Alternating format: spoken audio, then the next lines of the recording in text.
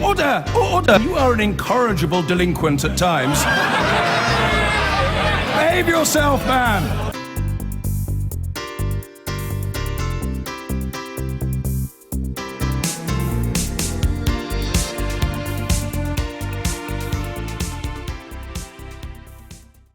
Have you made up your mind about which way you're going to vote in the European referendum? Recent polling suggests as many as a quarter of us may not have decided yet, and both sides are campaigning hard to galvanise more support. Our home editor, Mark Easton, has been on the trail of the Undecideds in Worcestershire, and he joins us now. Mark, so have you worked out what will sway these people? Facts, George, facts. That's what they say. Let me give you a couple of facts. King John, he of Magna Carta, is buried in Worcester Cathedral behind me, and across this city is the scene of a famous parliamentarian victory in the English Civil War, which is why the tourist brochures like to describe Worcestershire as the home of English liberty and democracy. But when it comes to the EU referendum, this is a county deeply divided. All its MPs are Conservative, but they can't agree on which way to vote. So I've been exploring what I call the agony of the undecideds. The jewel of the Cotswolds, the village of Broadway, epitomises what J.B. Priestley called the most English landscape. Conservative, with large sea and small, it is an ancient place with a polished patina of self-assurance and conviction. But when it comes to the EU referendum, resident Tories like Peter Redding find themselves undecided. His daily newspaper and his party, of course, seem equally unclear. Outside the Broadway Hotel, I met Peter and his wife Joan, among the 20% of Conservative voters who say they still haven't made up their mind. There are people on either side, in the yes and the no, who you admire their views, and yet suddenly they're antagonistic views, and it's who do you believe, which side you go for. I think my default position is probably to go out, but my head tells me that perhaps I should stay in, but I want to see the argument persuade me to stay in. And you don't feel that. What about you, Joan? It's, I think as Peter said, it's almost a head and heart situation.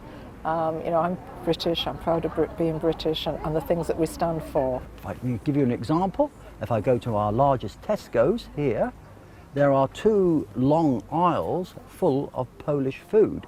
I believe that countries will always evolve, but at the moment it is more like a revolution. You know, why couldn't we have some economists do a for and against without being biased? It's getting... You want the facts, don't you? I want the facts. Clear, unambiguous, unbiased. I'm a scientist. I want the facts.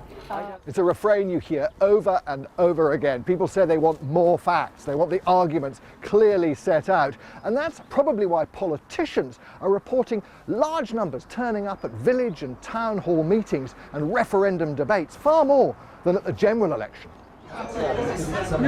In the Cap and Gown in central Worcester, the saloon bar is packed for a debate on the EU. There are supporters from both camps, and the undecideds are here too.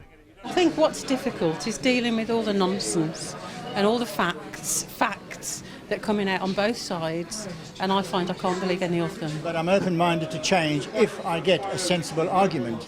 And so far I have not seen a logical, sensible argument. No, none of us have voted yet. We still can all be swayed in either direction, can't we? I think we're definitely better where we are in the EU. We, from the Get Out campaign, do not wish to join the single market. Trade deals don't sell goods. Normally in politics, people stick to well-trodden tribal paths. But the EU debate has left many feeling they're lost in the jungle. In favour of the motion that being in the EU is good for business. On the night, Remain narrowly won the debate, but many were still undecided. I don't know. I've seen a lot of talking heads, and I'd like to look at raw data. People say one thing, people say another thing, and you never know who's telling the truth or who's right. Voters are having to do their own homework, consider the arguments, test the claims. Whatever the result, the process has at least been refreshing for our democracy. Mark Easton, BBC News, Worcestershire.